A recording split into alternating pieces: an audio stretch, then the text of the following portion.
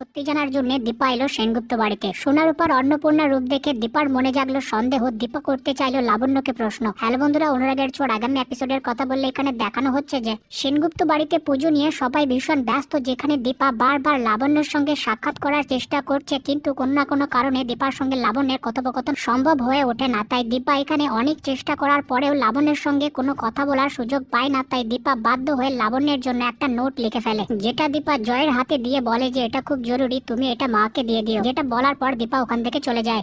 যেখানে একদিকে সোনার উপর অন্নপূর্ণার রূপ দেখে সবাই মুগ্ধ।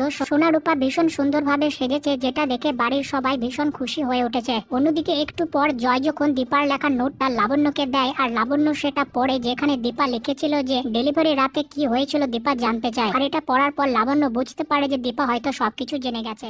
আর এটা ভেবে ভেবে লাবণ্য ভীষণ টেনশনে এসে যায় যে দীপার যদি লাবণ্যকে এই ব্যাপারে জিজ্ঞেস করে তাহলে লাবণ্য দীপাকে কি উত্তর দেবে। এবার আগামী এপিসোডে এটা জানা ইন্টারেস্টিং হবে যে লাবণ্য আর দীপার পরবর্তী সাক্ষাতে দীপা যখন লাবণ্যকে এই প্রশ্নটা করবে তখন লাবণ্য দীপার মোকাবিলা কিভাবে করবে।